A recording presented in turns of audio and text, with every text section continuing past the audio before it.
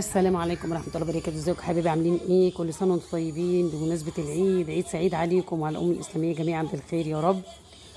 وتسليات العيد بقى اللي كل سنة لازم نجيبها ولازم نعملها ولازم تكون موجودة في البيت، لأن دي عادات من العادات اللي احنا خدنا عليها يعني. جبنا الترمس ونقيناه، أنا ما بنقعوش، فاحنا جبنا الترمس ونقيناه وهنحط عليه معلقة سكر وهنديله غلوة على النار بس. يعني أنا ابتديت أعمله، صليت الفجر وعملته، يعني انا صليت الفجر وعملته، مش اكتر من كده. خلاص، كل سنه وانتم طيبين يا حبايبي، يا رب ترضى على كل يوم بخير يا رب.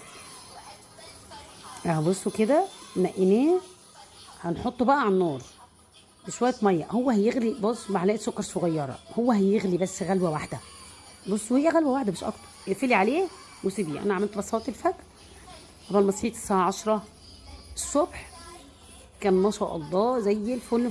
بصوا اهو كده، لما انا صحيت الساعه 10 الصبح ولا اي حاجه، مستوي جميل بغلوه واحده.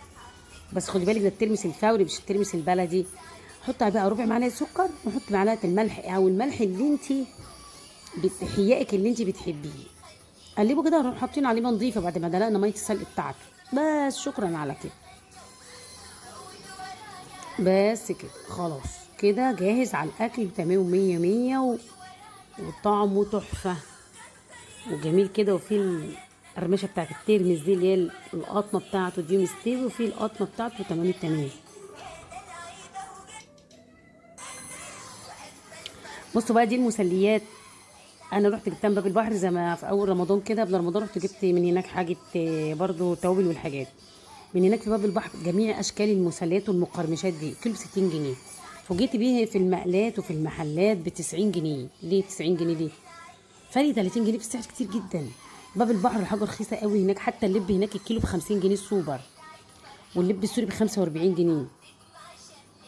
يعني انا وده سوداني بالجبنه وده سوداني بالكاتشب، تحفه. ده طعم تحفه وده طعم تحفتين اهو. يعني ده اللي اهو، بصوا بوريكم اللي اهو. يعني انا ده كله جايباه من هناك، وجايبه اربع كتير، يعني ما كلفتش كتير.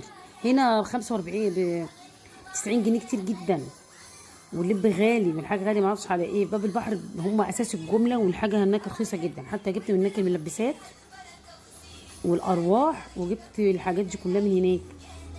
يعني جبت الشوكولاتات والملبسات والحاجات دي كلها. بصوا ده توفي، ده توفي وجميع انواع التوفي والشوكولاته، شوكولاته ويفر وشوكولاته عاديه وشوكولاته مش صغيره وشوكولاته. حتى الشوكولاته هناك الكيلو ب 100 جنيه والويفر ب 80. هنا الشوكولاته في كل المحلات الحلوانيه ب 140. واللي هو الجيلي كولا وعليه كده الشوكولاته فارماسي، وجميع كل حاجه هناك رخيصه بصراحه. يعني انا ما اشتريتش حاجه من جنبي ولا من محلات ولا اي حاجه، رحت على طول باب البحر جبت الحاجه من هناك. كل سنه وانتم طيبين يا حبايبي، عيد سعيد عليكم ان شاء الله.